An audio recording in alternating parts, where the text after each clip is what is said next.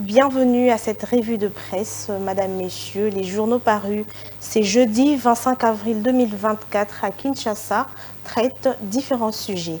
Commençons cette revue avec l'ACP qui titre que Vital Kamerhe, ancien président de l'Assemblée nationale sous l'ancien président Joseph Kabila, a remporté avec 183 voix la primaire organisée mardi par la coalition majoritaire pour désigner son candidat président de la Chambre basse du Parlement de la République démocratique du Congo. Monsieur Kamerhe avait comme concurrent Modeste Bahati, président sortant du Sénat, et Christophe Mbosso, également président sortant de l'Assemblée nationale, qui s'en sont sortis avec respectivement 69 et 113 voix sur 372 députés de l'Union sacrée de la nation qui avaient pris part à ce vote.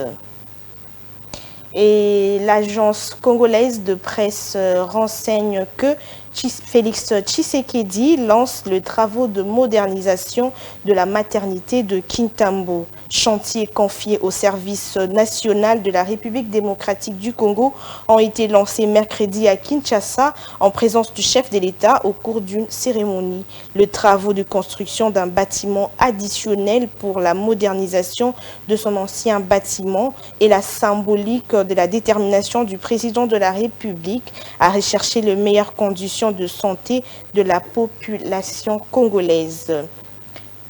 Et le journal La Percée, pour sa part, titre « Début ce 25 avril de la campagne électorale pour les élections de sénateurs et de gouverneurs ». À 24 heures du lancement de la campagne électorale pour les élections de sénateurs, gouverneurs et vice-gouverneurs qui s'ouvrent ce jeudi 25 avril, la Commission électorale nationale indépendante interdit les candidats à tenir des propos injurieux ou diffamatoires. Dans son communiqué de presse du 23 avril, la CENI note que les candidats s'expriment librement au cours de leur campagne électorale. Clôturons cette ronde avec ce journal qui est La Prospérité. Alors, il titre Nicolas Kazadi et Patrick Mouyaya qui révèlent les stratégies et avancées enregistrées.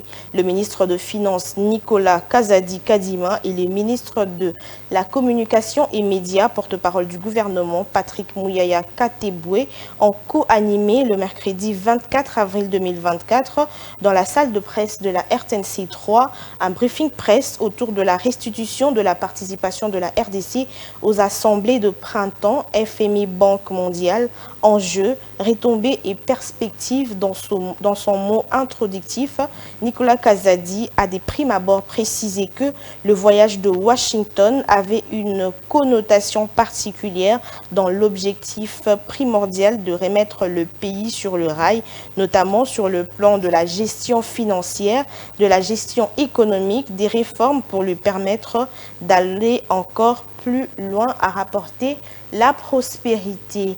Et cette nouvelle qui n'est pas inscrite dans nos journaux, le prix du litre de carburant terrestre ont été revus à la hausse dans les zones d'approvisionnement ouest et nord du pays, indique un arrêté rendu public mercredi 24 avril 2024 par le ministre intérimaire de l'économie nationale, Eustache Mouanzi Moubembe. Le litre d'essence passe de 3225 francs congolais à 3475 francs congolais. Merci de nous avoir suivis. À très vite.